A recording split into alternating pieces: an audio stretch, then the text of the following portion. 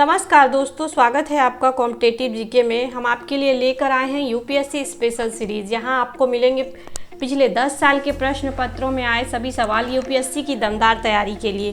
तो चलिए चलते हैं आज के पहले सवाल की ओर। आज का पहला सवाल है, बलुई और लवणीय क्षेत्र एक भारतीय पशु जाति का प्राकृतिक आवास है। उस क्षेत्र में उस पशु के कोई भी परभक्षी नहीं है, किंतु आवास ध्वंस होने के कारण उसका अस्तित्व खतरे में है। यह पशु निम्नलिखित में से कौन सा हो सकता है? ए.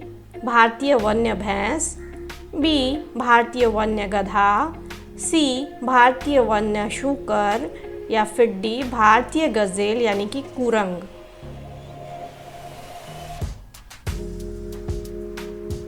इसका सही जवाब है बी. भारतीय वन्य गधा। दूसरा सवाल, यह संदेह है कि ऑस्ट्रेलिया में हाल में आई बाढ़ ला नीना के कारण आई थी। ला नीना एल नीनो से कैसे भिन्न है? नंबर 1, ला नीना विषुवतीय हिंद महासागर में समुद्र के असाधारण रूप से ठंडे तापमान से चरित्रित होता है, जबकि एल नीनो विषुवतीय प्रशांत महासागर में समुद्र के असाधारण रूप से गर्म तापमान से चरित्रित होता है। नंबर 2, एल नीनो का भारत की दक्षिण पश्चिमी मानसून पर प्रतिकूल प्रभाव पड़ता है, किंतु ला नीना का मानसूनी जलवायु पर कोई प्रभाव नहीं पड़ता। उपर्युक्त में से कौन सा या कौन से कथन सही है या है? ये रहे विकल्प। ए. केवल 1, बी. केवल 2, सी. 1 और 2 दोनों, या फिर डी. ना तो 1 और ना ही 2।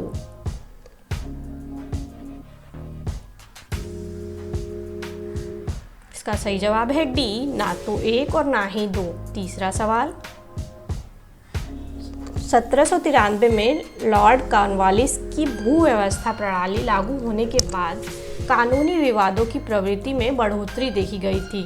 निम्नलिखित प्रावधानों में से किस एक को सामान्यतया इसके कारक के रूप में जोड़कर देखा जाता है? ए. रैयत की तुलना में जमींदार की स्थिति को अधिक सशक्त बनाना, बी. ईस्ट इंडिया कंपनी को जमींदारों का अधिपति बनाना, सी. न्यायिक पद्धति को अधिक कार्यकुशल बनाना, डी. उपर्युक्त ए, बी तथा सी कथनों में कोई भी सही नहीं है।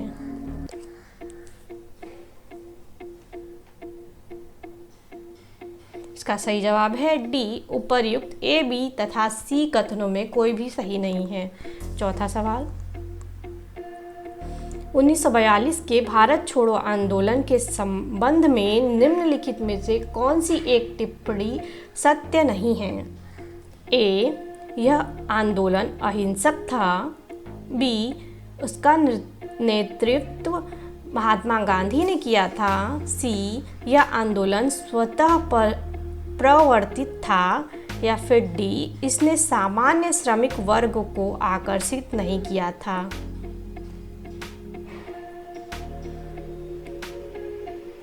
इसका सही जवाब है बी. उसका नेतृत्व महात्मा गांधी ने नहीं किया था।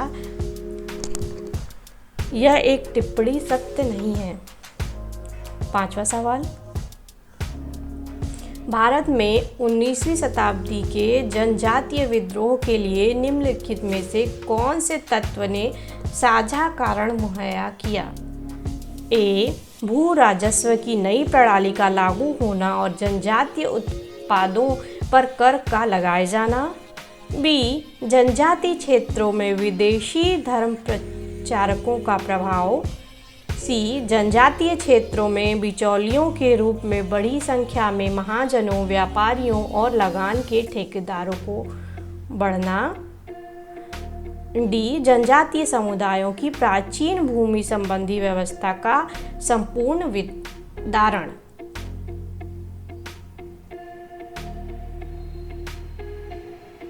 इसका सही जवाब है डी. जनजातीय समुदायों की प्राचीन भूमि संबंधी व्यवस्था का संपूर्ण विदारण। छठा सवाल, भारत ने दक्षिण पूर्वी एशिया के साथ अपने आरंभिक सांस्कृतिक संपर्क तथा व्यापारिक संबंध बंगाल की खाड़ी के पार बना रखे थे। निम्नलिखित में से कौन सी बंगाल की खाड़ी के इस उत्कृष्ट आरंभिक समुद्री इतिहास की सबसे विश्वसनीय व्याख्या या व्याख्याएं हो सकती है या है? ए, प्राचीन काल तथा मध्यकाल में भारत के पास दूसरों की तुलना में अति उत्तम पोत निर्माण तकनीकी उपलब्ध थी। बी, इस उद्देश्य के लिए दक्षिण भारतीय शासकों ने व्यापारियों, ब्राह्मण, पुजारियों और बौद्ध भिक्षुओं को सदा संरक्षण दिया। सी, बंगाल की खाड़ी में चलने वाली मानसूनी हवाओं ने समुद्री यात्राओं को सुगम बना दिया था। या फिर डी, इस संबंध में ए तथा बी दोनों विश्वसनीय व्याख्याएं हैं।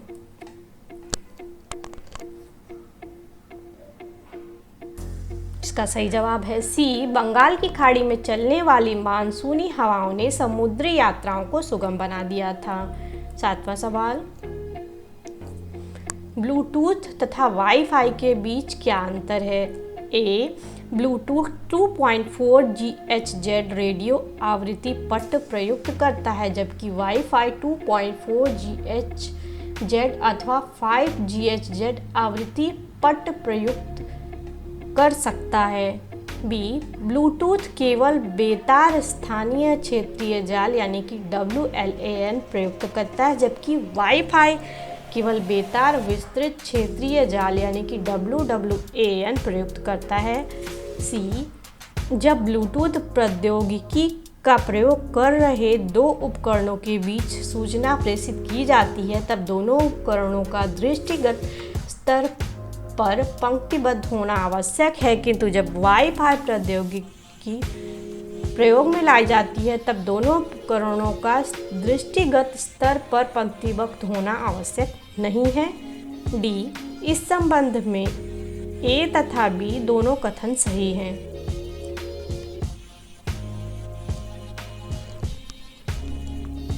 इसका सही जवाब है ए, ब्लूटूथ 2.4 GHz रेडियो आवृत्ति पट्ट प्रयुक्त करता है, जबकि वाईफाई 2.4 GHz अथवा 5 GHz आवृत्ति पट्ट प्रयुक्त कर सकता है। 8वां सवाल, सूक्ष्म सिंचाई की पद्धति के संदर्भ में निम्नलिखित में से कौन सा या कौन से कथन सही है या है?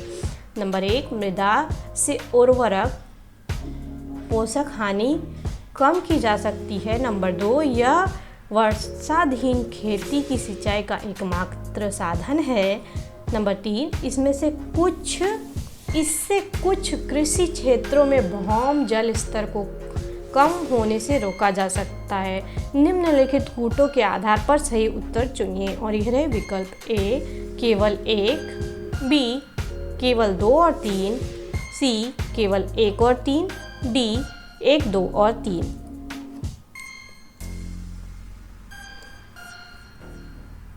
इसका सही जवाब है सी, केवल 1 और 3। 9वां सवाल, भारत में उपनिवेशी शासन काल में होम चार्जेस भारत से संपत्ति दोहन का महत्वपूर्ण अंग थे। निम्नलिखित में से कौन सी निधि या निधियां होम चार्जेस की संगठक थीं या थीं?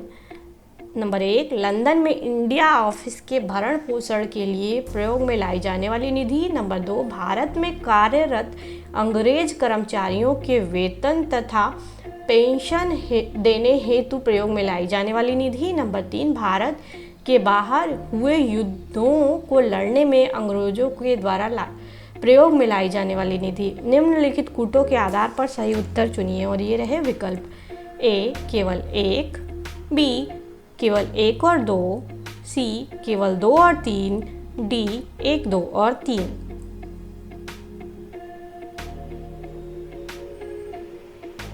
इसका सही जवाब है बी, केवल 1 और 2।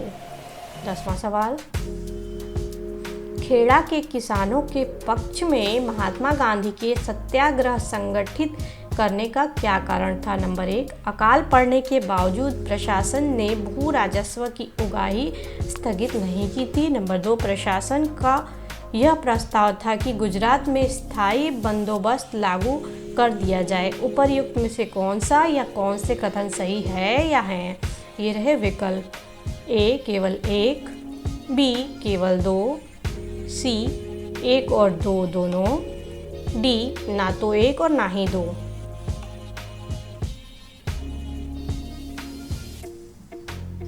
इसका सही जवाब है ए केवल 1। 11वां सवाल, जीव विविधता निम्नलिखित माध्यम या माध्यमों द्वारा मानव अस्तित्व का आधार बनी हुई है। नंबर 1, मृदा निर्माण। नंबर 2, मृदा अपरदन की रोकथाम। नंबर 3, अपशिष्ट का पुनःचक्रण। नंबर 3, सस्य परागण। निम्नलिखित कूदों के आधार पर सही उत्तर चुनिए और ये रहे विकल्प। ए केवल 1, 2 और 3, बी केवल 2, 3 और 4, सी केवल 1 और 4, डी 1, 2, 3 और 4।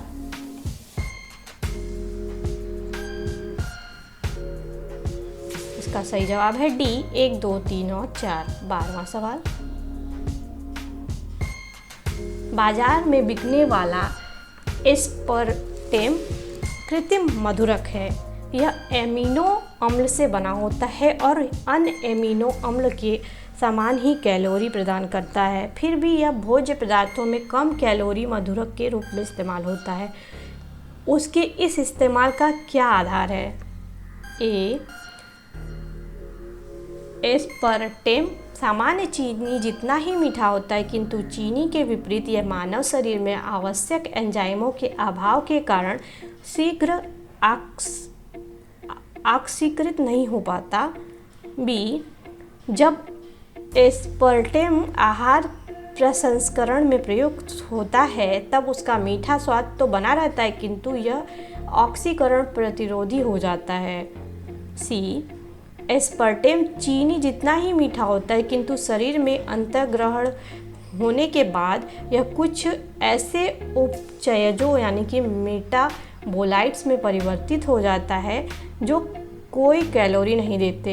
या फिर डी, एस्पर्टेम सामान्य चीनी से कई गुना अधिक मीठा होता है, अतः थोड़े से एस्पर्टेम से बने भोज्य पदार्थ ऑक्सीकृत होने पर कम कैलोरी प्रदान करते हैं।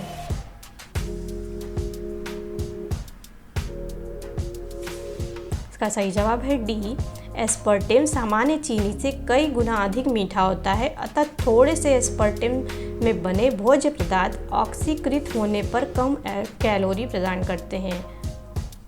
13वां सवाल, सन 1893 में सर विलियम वेडरबर्न तथा W.S. कैन ने किस उद्देश्य से इंडियन पार्लियामेंट्री कमेटी की स्थापना की थी? ए, भारत में राजनैतिक सुधारों हेतु हाउस ऑफ कॉमन्स में आंदोलन करने के लिए। बी, भारतीयों के साम्राज्यिक न्यायपालिका में प्रवेश हेतु अभियान करने के लिए। सी, भारतीय स्वतंत्रता पर ब्रिटिश संसद में चर्चा सुगम करने के लिए। डी, ब्रिटिश संसद में विख्यात भारतीयों के प्रवेश हेतु आंदोलन करने के लिए।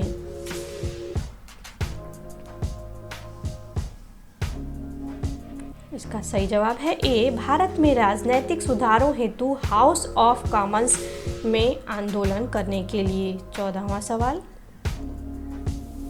CFL तथा LED लैंप में क्या अंतर है? नंबर 1, प्रकाश उत्पन्न करने के लिए CFL पारा वाष्प और संदीपक का प्रयोग करता है, जबकि LED लैंप अर्धचालक पदार्थों का प्रयोग करता है। नंबर 2, CFL की औसत जीवन अवधि LED लैंप से बहुत अधिक होती है। नंबर 3, LED लैंप की तुलना में CFL कम ऊर्जा सक्षम है। उपर्युक्त में से कौन सा या कौन से कथन सही है या हैं? ये रहे विकल्प। ए, केवल 1, बी, केवल 2 और 3, सी, केवल 1 और 3, डी, 1, 2 और 3।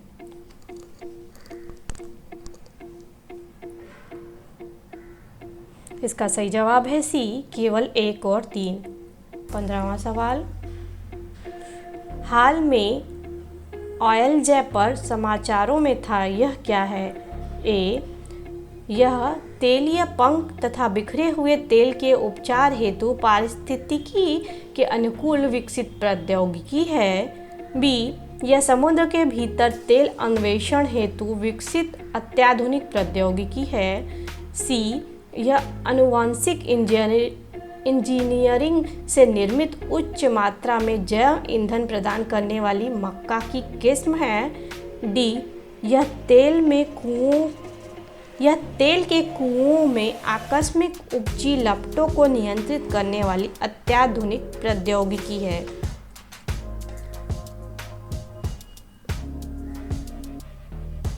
इसका सही जवाब है ए, यह तेलीय पंख तथा बिखरे हुए तेल के उपचार हेतु पारिस्थितिकी के अनुकूल विकसित प्रौद्योगिकी है। 16वां सवाल, एक विवाहित दंपति ने एक बालक को गोद लिया। उसके कुछ वर्ष उपरांत उन्हें जुड़वा पुत्र हुए। संपत्ति में एक का रक्त वर्ग AB पॉजिटिव है और दूसरे का O नेगेटिव है। तीनों पुत्रों में से एक का रक्त वर्ग A पॉजिटिव, दूसरे का B पॉजिटिव और तीसरे का O पॉजिटिव है। गोद लिए गए पुत्र का रक्त वर्ग कौन सा है? ये रहे विकल्प A O positive, B A positive, C B positive, D उपलब्ध जानकारी के आधार पर कहा नहीं जा सकता।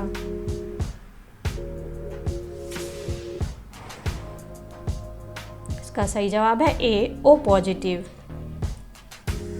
17वां सवाल, महात्मा गांधी ने कहा था कि उनकी कुछ सबसे गहन धारणाएं ऑन टू दिस लास्ट नामक पुस्तक से प्रतिबिंबित होती हैं और इस पुस्तक ने उनके जीवन को बदल डाला। इस पुस्तक का वह संदेश क्या था जिसने महात्मा गांधी को बदल डाला? ए, सुशिक्षित व्यक्ति का यह नैतिक दायित्व है कि वह शोषित तथा निर्धनों का उत्थान करे। बी, व्यक्ति का कल्याण सबके कल्याण में निहित है।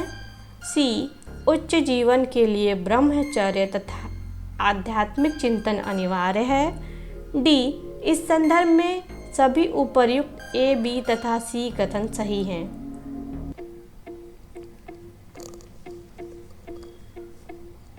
इसका सही जवाब है बी, व्यक्ति का कल्याण सबके कल्याण में निहित है।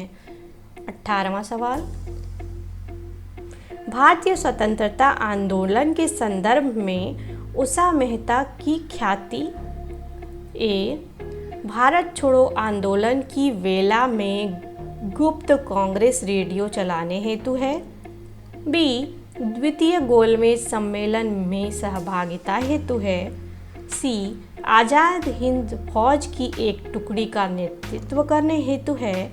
या फिर डी, पंडित जवाहरलाल नेहरू की अंतरिम सरकार के गठन में सहायक भूमिका निभाने हेतु है।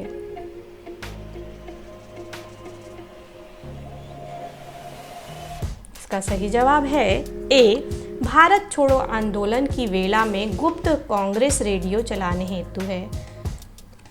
19वां सवाल, ऑप्टिकल डिस्क का नया फॉर्मेट जो ब्लू रे डिस्क यानी कि BD के नाम से जाना जाता है लोकप्रिय हो रहा है। यह परंपरागत DVD से किस प्रकार भिन्न है? नंबर 1, DVD मानक परिभाषा वीडियो स्टैंडर्ड डेफिनेशन वीडियो को समर्थित करता है, जबकि BD उच्च भाषा वीडियो यानी कि हाई डेफिनेशन वीडियो को समर्थित करता है।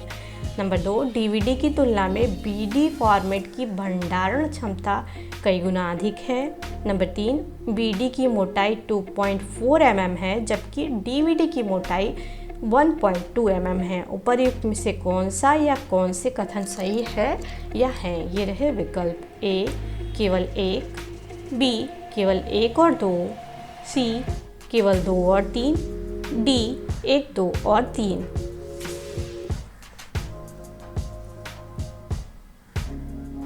इसका सही जवाब है बी, केवल 1 और 2। 20वां सवाल, भारतीय स्वतंत्रता आंदोलन के काल के संदर्भ में नेहरू रिपोर्ट में निम्नलिखित में से किस की अनुशंसा की गई थी? नंबर 1, भारत के लिए पूर्ण स्वतंत्रता।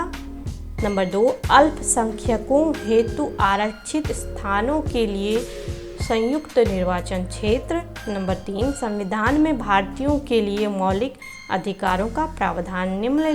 निम्नलिखित कूटों के आधार पर सही उत्तर चुनिए और यह है विकल्प ए केवल 1, बी केवल 2 और 3, सी केवल 1 और 3, डी 1, 2 और 3।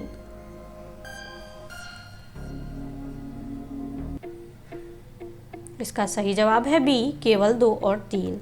21वां सवाल,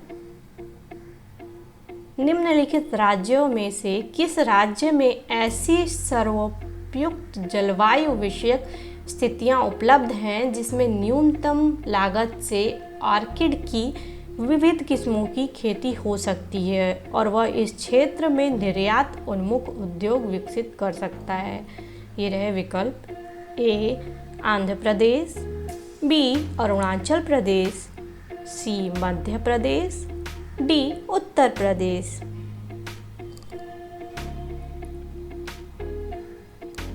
इसका सही जवाब है बी अरुणाचल प्रदेश। 22वां सवाल, निम्नलिखित में से कौन सा स्थल वनस्पति संरक्षण हेतु स्वस्थान पद्धति नहीं है? ए जीवमंडल आरक्षित क्षेत्र यानी कि बायोस्फीयर रिजर्व, बी वानस्पतिक उद्यान, सी राष्ट्रीय पार्क, डी वन्य प्राणी अभयारण्य।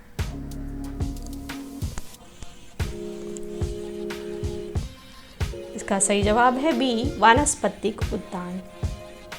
23वां सवाल, निम्नलिखित कथनों पर विचार कीजिए। भारत में महानगर योजना समिति नंबर 1 भारतीय संविधान के प्रावधानों के अंतर्गत गठित होती है। नंबर 2 उस महानगरीय क्षेत्र के लिए विकास योजना प्रारूप तैयार करती है। नंबर 3 उस महानगरीय क्षेत्र में सरकार की प्रायोजित योजनाओं को लागू करने का पूर्ण दायित्व पूरा करती है। उपर्युक्त में से कौन सा या कौन से कथन सही है या है? ये रहे विकल्प ए केवल 1 और 2, बी केवल 2, सी केवल 1 और 3, डी 1, 2 और 3।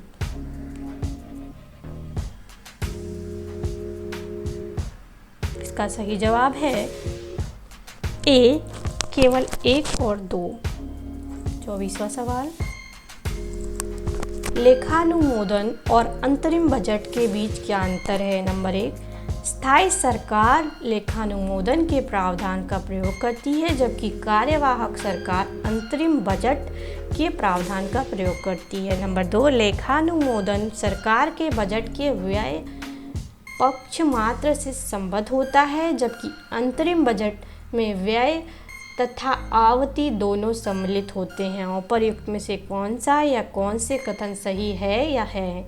ये रहे विकल्प ए केवल 1, बी केवल 2, सी 1 और 2 दोनों, डी ना तो 1 और ना ही 2।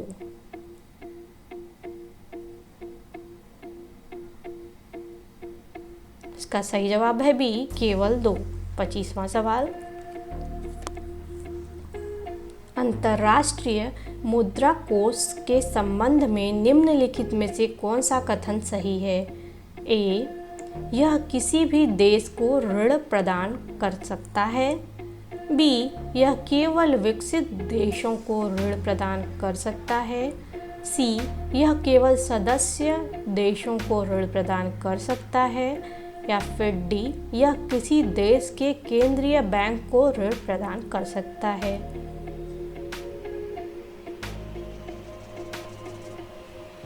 इसका सही जवाब है सी यह केवल सदस्य देशों को ऋण प्रदान कर सकता है। तो दोस्तों वीडियो को लाइक करिए, चैनल को सब्सक्राइब करिए, वीडियोस को शेयर करिए और हाँ बेल आइकन को टैप करना ना भूलें। मिलते हैं अगली वीडियो में। जय हिंद, जय भारत।